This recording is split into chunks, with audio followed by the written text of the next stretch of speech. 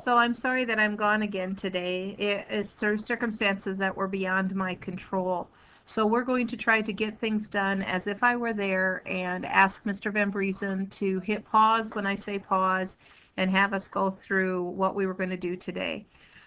So first what I'm going to have Mr. Van Briesen do is to hit pause and get everybody's page numbers because yesterday you were supposed to have read for 10 minutes.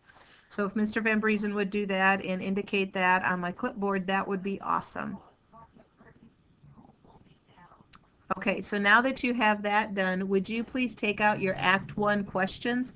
And we're going to talk a little bit about Act 1, Scene 4, and the famous story of Mercutio and Queen Mab's speech. All right, so we're going to have you hit pause again while you get that out. Queen Mab is probably one of the most famous speeches in all of literature, and it is talking about the dreams that Mercutio had. Mercutio is a kind of an interesting character in that he is kind of aligns with everyone. If you remember from the servant who we read about in Act 1, Scene 2, he was listed on the list of invitees, as well as the prince, and don't forget Paris. I think this should say Paris and not the prince, so sorry about that. This should say Paris. So these two were invited. Obviously, we know that the Capulets were invited because it's a Capulet party. And Romeo and his buddies are, they're crashing the party. But Mercutio was invited. So that's an interesting thing about him. Okay? So if we will take out that Act 1 and turn to that Act 4, we want to talk a little bit about his speech. Mercutio loves a pun, a play on words, especially words that sound similar to each other. And so he did it in his speeches all the time. And a pun is a single word or idea that has two meanings and sound very, very similar. And it's often used for comedic effect. So on the one where it has literary terms, you want to look for the word pun and write in that definition. If you need to, hit pause now. I love puns, and so some of those would be like this example. Your entire marriage has been an hallucination, okay?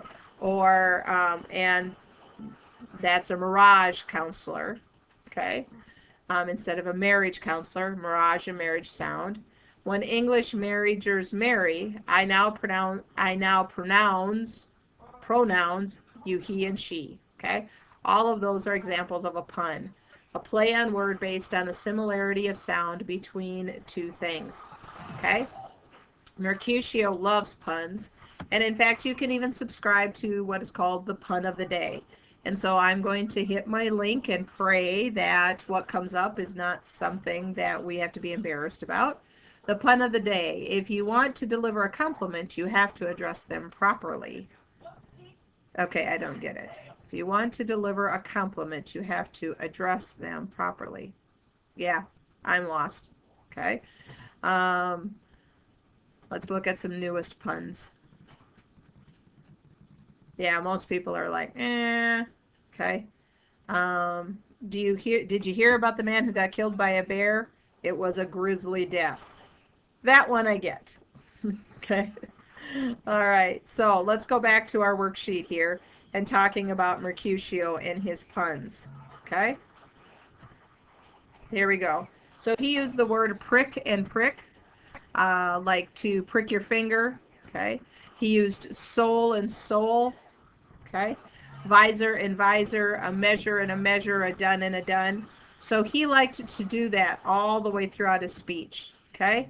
He says, but let them measure by what they will measure, and will measure a measure and be gone. So let them measure what they will, and will measure a dance, measuring the girls. We'll measure a measure, meaning we're going to look at the girls, and then we're going to be gone. One of the most famous puns is called a visor for a visor. And we're actually going to do an activity for a visor for a visor. You guys are going to get to do some coloring. Yay! Because the men had to wear masks when they went to the party. Why? Well, they're Montagues, and they need to have their masks. So let's look at the questions here. Why does Romeo say he's unable to dance? Okay. He claims his soul is made of lead from sadness, which weighs him down. Really, Romeo, get over the Rosalind thing. Okay? Remember, the Montagues expect to be able to enter the house because they're going to wear a disguise, so they shouldn't be easily recognized. Now, sixth hour I had the chance to do this, and seventh hour I apologize. On the day that I was here last Thursday, something prevented me from remembering to have us do this. But what do invited guests have to do in order to enter the party? I don't know where my thing is. They have to sing a little dance, do a little ditty, tell a joke, show that they are worthy of coming in. And so sixth hour, I got to hear a lot of goofy jokes and things that went along with trying to get into the party. Okay? So Romeo is very apprehensive about going to this masquerade because he had a dream the night before. Romeo seems to believe, as many people did in Shakespeare's days, that dreams have something to do with life. And Romeo dreams a dream that probably could act as an omen. In fact, the speech that Romeo gives is one of the most famous examples of foreshadowing. Could you take that out? I'm sorry, I don't quite know the page number of it is, but it is where he talks about a dream he had the night before. Okay, so here's Romeo's speech. I fear too early, for my mind misgives some consequences yet hanging in the stars. Shall bitterly begin his fearful date with this night's revels, and expire the term of a despised life closed in my breast by some vile forfeit of untimely death. But he that hath the steerage of my course direct my sail. So he says that he is scared that if he goes, that he is nervous about the consequences that the stars are going to bring. Remember, they are called star-crossed lovers, and they believe in astronomy. And he says, shall bitterly begin his fearful date. So this is personification that death is going to come with this night's revelry, or this party that's going to come. And that life is going to close inside him, meaning his heart's going to stop, and he is going to die an untimely death. So he's basically saying, hey, if I go to this party, I'm going to die. And that is his mood at the end of this speech. He is incredibly nervous that that a chain of events are going to start and he is going to die. Okay? And this is the idea of fate. I want, if you look at my answer here, okay, fate becomes a character in this, whoops, that's not a very good circle there. But fate becomes a real person in this story.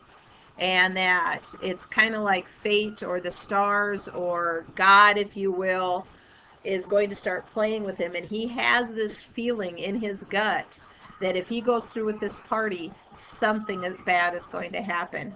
And Mercutio has no time to listen to this because Mercutio doesn't believe that about dreams. He believes that dreams are nothing and that they're just a bunch of superstitious nonsense. He says, I talk of dreams which are the children of idle brain, begot of nothing but vain fantasy. And here with Queen Mab's speech, you'll notice that he's kind of like the nurse. He has a tendency to babble and ramble on. He's very showy, he's very exaggerated, and he is also very crude and rude.